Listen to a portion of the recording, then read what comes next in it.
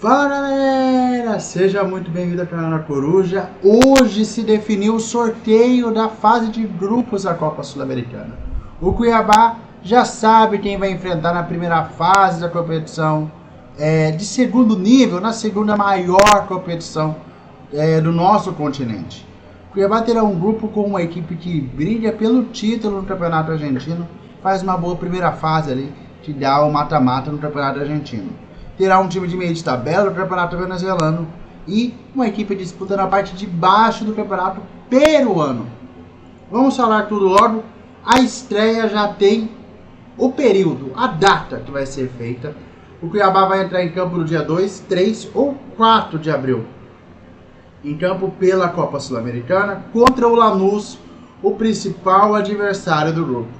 O Cuiabá vai jogar na primeira e na quarta rodada o seu confronto da vida na competição. Quando jogou pela última vez, o Cuiabá estava em outra formatação no campeonato. O Cuiabá, se ficasse segundo, não classificava. O primeiro enfrentava as equipes que vinham da Libertadores e lá veio o confronto. Agora, o primeiro vai para as oitavas direto, o segundo enfrenta a equipe que vem da terceira posição da Libertadores. Então o Cuiabá pode passar em segundo e ter esse confronto contra uma equipe mais forte da Libertadores, que vai dar essa incrementada aí no principal torneio, com o segundo maior, né? Então teremos talvez grifes maiores.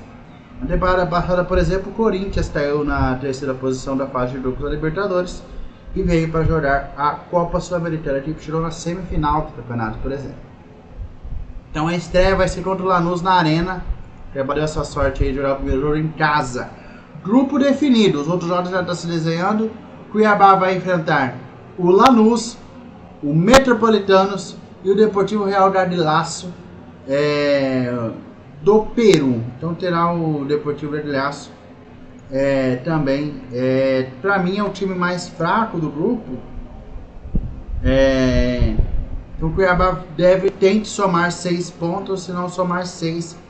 Pelo menos 4 nessa primeira fase aí contra a equipe peruana.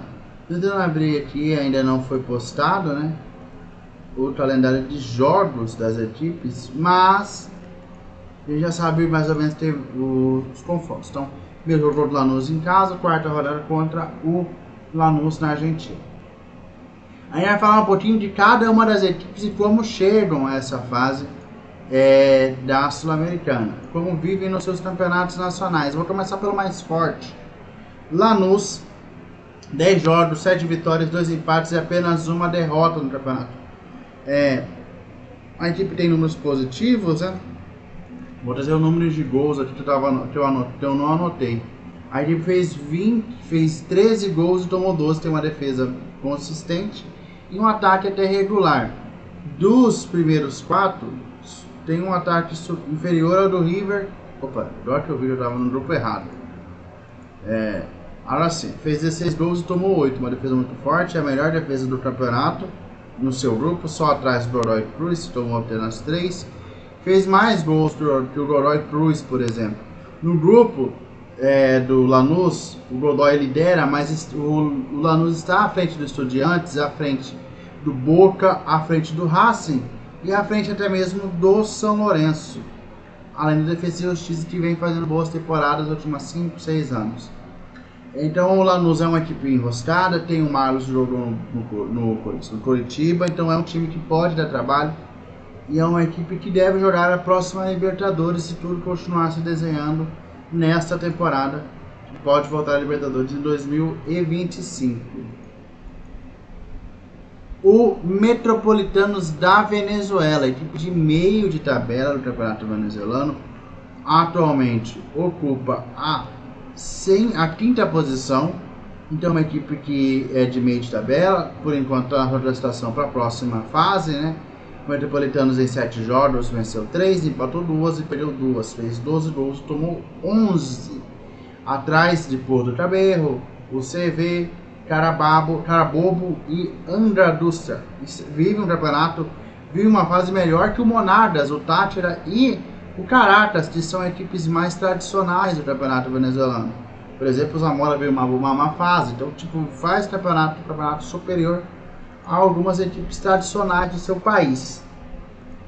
É um jogador que eu vi lá que eu conhecia no Metropolitanos, era o zagueiro Chancellor, que eu acho que já até passou pelo Curitiba, teve passagem na Europa, até mesmo por Torino, por Salernitana, deixa eu olhar aqui, é ele mesmo.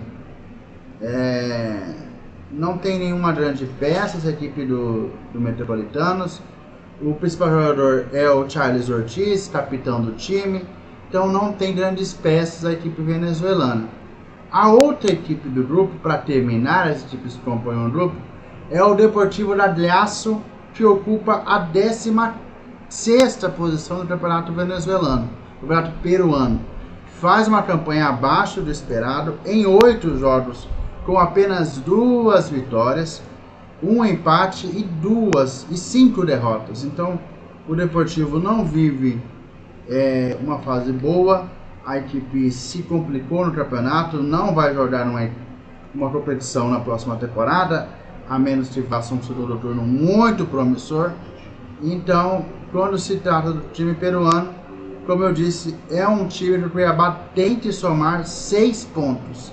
No pior dos cenários, somar 4 pontos para tentar brigar por alguma coisa nesse campeonato.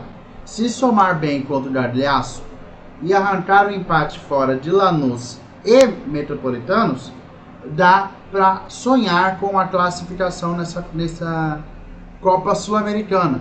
Então o Cuiabá tem que focar nesses jogos importantes. O Ladriaço tem que vencer e arrancar pelo menos um empate do Metropolitano e do Lanús, principalmente o Lanús. Se perder para o Lanús, somando os jogos em casa, dá para imaginar alguma coisa melhor para o Cuiabá. Então o Lanús, o que pode acontecer? O Lanús brigando pelo título na reta final da primeira fase, pode poupar algumas peças em algum confronto decisivo na Sul-Americana e se complicar, como o Racing quase se complicou naquela vez que o Cuiabá jogou.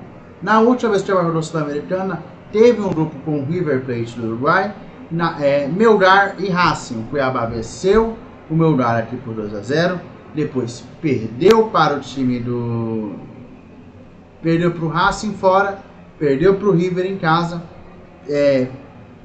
perdeu para o Racing em casa, venceu o River fora e depois perdeu para o Melgar em casa na Copa Sul-Americana até a temporada.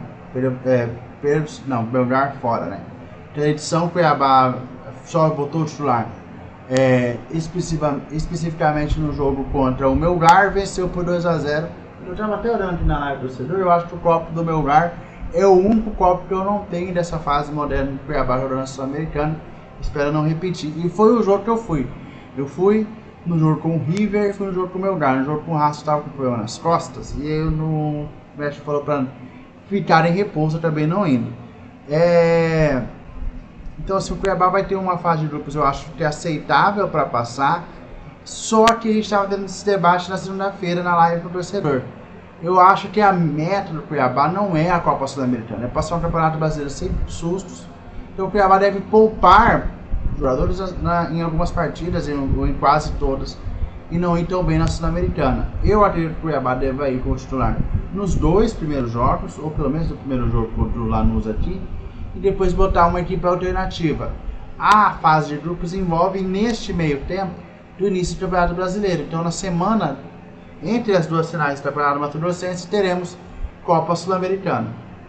Depois já tem o início do Brasileirão. Então, dia 3, que é o final de semana do dia 3, do dia 10, tem 2 rodadas de Copa Sul-Americana.